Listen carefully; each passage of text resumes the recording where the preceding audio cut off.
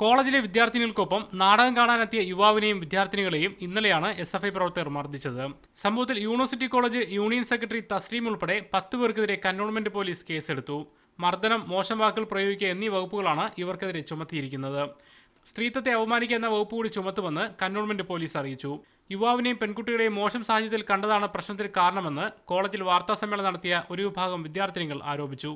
അകത്തേക്ക് കയറിയപ്പോൾ അവർ രണ്ടുപേരും ആ ക്ലാസ് റൂമിനകത്ത് വളരെ മോശമായിട്ട് രീതിയിൽ കാണപ്പെടുകയുണ്ടായി. ഞങ്ങൾ സംസാരിച്ച് തുടങ്ങിയത് മുതൽ അവർ ഞങ്ങളോട് തിരിച്ച് സംസാരിച്ചു.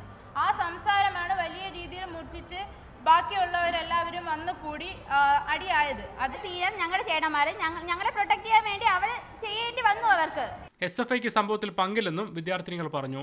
ഇതേ കാര്യം ഉന്നയിച്ച് ഷബാന എന്ന വിദ്യാർത്ഥി പ്രിൻസിപ്പലിനും പരാതി നൽകി. പെൺകുട്ടികളുടെ മോശം പെരുമാറ്റത്തെക്കുറിച്ച് വീട്ടിൽ വിളിച്ച് പറയണമെന്നാണ് പരാതിയിൽ ആവശ്യപ്പെട്ടിരിക്കുന്നത്. മുഹമ്മദ് അസ്ലം, മീഡിയ 1, തിരുവനന്തപുരം.